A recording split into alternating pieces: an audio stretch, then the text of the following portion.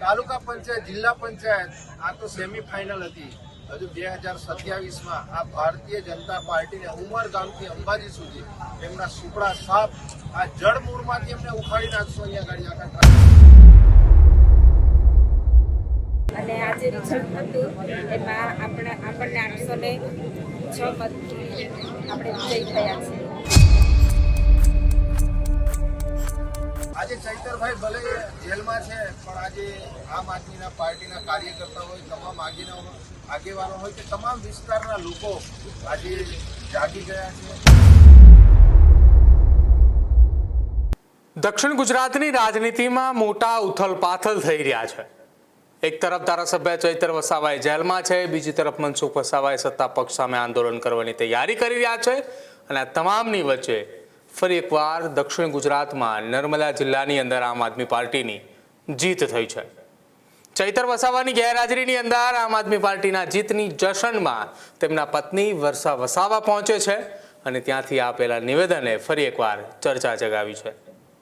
શું હતી એ ઘટના અને કેમ ચૈતર વસાવાની ગેરહાજરીમાં આપની જીતના જશ્નના ઉજવણીમાં વર્ષા વસાવા પહોંચે છે, વિગતે ચર્ચા કરી આ અહેવાલમાં। ગુજરાતની અંદર સ્થાનિક સ્વરાજ્યની ચૂંટણીના પરિણામો જાહેર થયા બાદ કેટલીક બેઠકો ખાલી પડી હતી। ખાલી પડેલી બેઠકો ઉપર પેટા ચૂંટણીઓ આવી અને પેટા ચૂંટણીમાં ખાસ સૌ કોઈનું ધ્યાન હતું નર્મદા જિલ્લાના નેત્રંગ તાલુકાના એ બેઠક પર કે જે નેત્રંગની તાલુકા પંચાયતની એક બેઠક પર પેટા ચૂંટણી હતી અને એ પેટા ચૂંટણી પર સૌ કોઈની નજર એટલા માટે હતી કે ચૈતર વસાવાએ જેલમાં છે અને એ દરમિયાન ચૂંટણીઓ આવી છે, તો શું હવે અહીંયા ભારતીય જનતા પાર્ટીએ ખેલ કરશે? જો કે આ તમામની વચ્ચે ફરી એક વખત આમ આદમી પાર્ટીના ઉમેદવારની જીત થઈ।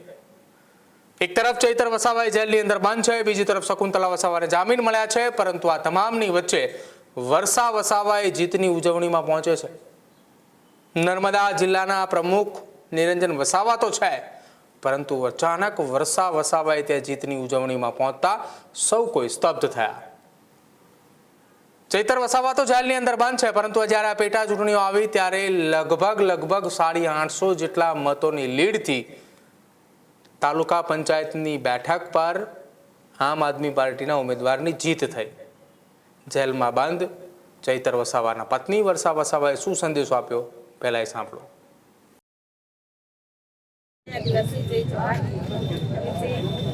તાલુકા પંચાયતમાં પેટા ચૂંટણી હતી। આપણા સ્વર્ગીય શ્રી ગુણવંતભાઈની જગ્યા પરથી પેટા ચૂંટણી યોજાઈ હતી, તેમાં આપણા પ્રમુખભાઈ ઉમેદવાર હતા અને આજે રિઝલ્ટ હતું એમાં આપણને 806 મતથી આપણે વિજય થયા છે। એટલે તમામ બિલોટી તાલુકા પંચાયતના તમામ લોકોનો અમે આભાર વ્યક્ત કરીએ છીએ। તમે ઘણો સાથ સહકાર આપ્યો અને આજે ધારાસભ્ય ચૈતરભાઈ જેલમાં છે એનો જવાબ જનતાએ આજે આપ્યો છે, એ આજે સાબિત થઈ ગયું છે। એટલે તમારા બધાનો અમે ખૂબ ખૂબ આભાર માનીએ છીએ। આવી જ રીતે આગળ પણ મહેનત કરતા રહે એવી આશા રાખીએ છીએ। તો નેત્રંગ તાલુકાના બિલોઠી બેઠકની પેટા ચૂંટણી કે જ્યાં આમ આદમી પાર્ટીના ઉમેદવાર એ જીતી ચૂક્યા છે, 2500 જેટલા મત એ તેમને મળી ચૂક્યા છે અને સામે પક્ષે ભારતીય જનતા પાર્ટીના ઉમેદવારને ત્યાં પહોંચવામાં લગભગ 850 જેટલા મતનો એ તફાવત હતો, જેના કારણે આમ આદમી પાર્ટીના ઉમેદવારનું એ જીત થઈ છે। અને તમામની વચ્ચે નિરંજન વસાવાએ આ એ સેમીફાઇનલ હોવાની વાત કરી છે। ફાઇનલ 2027માં યોજાશે તેવો પડકાર પણ સત્તાધારી પક્ષને ફેંકતા શું કહ્યું, સાંભળો। તાલુકાની બિલોઠી તાલુકા પંચાયતમાં પેટા ચૂંટણી હતી। આ બિલોઠી તાલુકા પંચાયત અમે 826 મતોથી અમે જીત્યા છે। આ ખૂબ જંગી બહુમતીની અમારી આજે ચૈતરભાઈ ભલે જેલમાં છે પણ આજે આમ આદમીના પાર્ટીના કાર્યકર્તા હોય, તમામ આગેવાનો હોય કે તમામ વિસ્તારના લોકો આજે જાગી ગયા છે અને આ ભારતીય જનતા પાર્ટી જે આ તાનાશાહી સરકાર છે એને આ જડબાં તોડ જવાબ।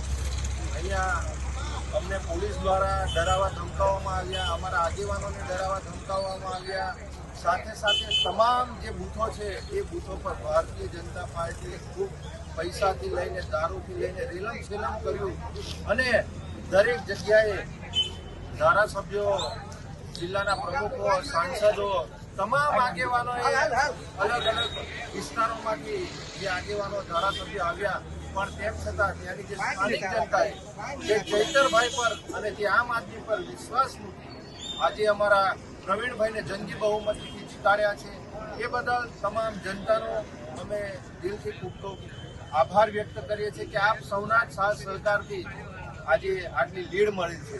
અને આ તો મિત્રો તાલુકા પંચાયત, જિલ્લા પંચાયત, આ તો સેમીફાઇનલ હતી.